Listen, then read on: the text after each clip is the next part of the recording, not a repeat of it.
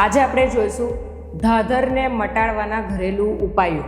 સૌથી પહેલાં જો તમને ધાધર હોય, વારંવાર થતી હોય અને તમને એનાથી છુટકારો જોઈતો હોય તો અમુક એવી ટિપ્સ છે જે તમે ઘરે કરશો ને તો તમને ધાધર એકદમ જડ મૂળમાંથી મટી જશે. નમસ્કાર, હું doctor Krina Patel, MBBS aesthetic and cosmetic physician. સૌથી પહેલાં તમારે દિવસમાં 2 વાર નહાવાનું સ્ટાર્ટ કરવું પડશે. એક સવારે અને એકવાર રાત્રે.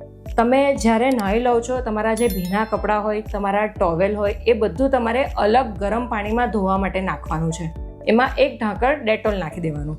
તમે અગર જો તમારા કપડાં બધા ઘરમાં જેટલા બી સભ્યો હોય એની સાથે નાખશો ને તો એ લોકોને પણ ચેપ લાગવાનો ચાન્સીસ બહુ જ વધી જાય, એટલે એ એવોઇડ કરવાનું છે. પછી તમારે બને ત્યાં સુધી લૂઝ કોટનના કપડાં પહેરવાના છે, સુતરાઉ કપડાં. જો તમે ઉનાળામાં એકદમ ટાઈટ કપડાં પહેરશો તો તમને પસીનો થશે અને પસીનો થશે તો ત્યાં ફંગસ થવાના ચાન્સીસ એકદમ વધી જશે. પછી અગર આ બધું કર્યા પછી બી તમને અગર ધાધર મટતું નથી અને એ વધ્યા કરે છે તો તમારે નજીકના કેમિસ્ટ પાસે જઈને પ્યોર એન્ટી ફંગલ ક્રીમ કાં તો પ્યોર એન્ટી ફંગલ પાવડર માંગવાનો છે. એન્ટી ફંગલ પાવડર અને એન્ટી ફંગલ ક્રીમ એ એવા હોવા જોઈએ જેમાં સ્ટીરોઇડ દવા મિક્સ નહીં હોય. એ ખાસ ધ્યાન રાખવાનું. સ્ટીરોઇડ દવાથી તમને પહેલાં તો એકદમ સારું થઈ જશે, પછી પણ તમને જે બીજી વાર ધાધર થશે તે એકદમ વધારે વધીને થશે. એટલે ખાસ કરીને એ ધ્યાન રાખવાનું છે કે એ ક્રીમ પ્યોર એન્ટી ફંગલ હોય. એન્ટી ફંગલ ક્રીમ જેમ કે ક્લોટ્રીમેઝોલ છે, લુલિકોનાઝોલ, કેટાકોનાઝોલ. હવે આ 3 ક્રીમમાંથી પણ સૌથી બેસ્ટ કઈ છે અને સસ્તી કઈ છે?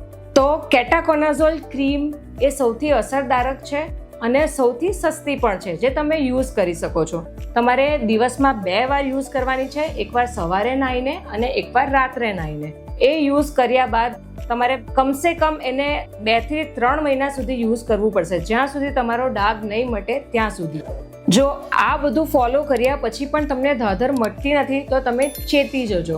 તો પછી તમારે ફર્ધર આના માટે સ્કિનના ડૉક્ટરને કન્સલ્ટ કરવું પડશે અને એમના કહેવા મુજબ તમારે વર્તવું પડશે.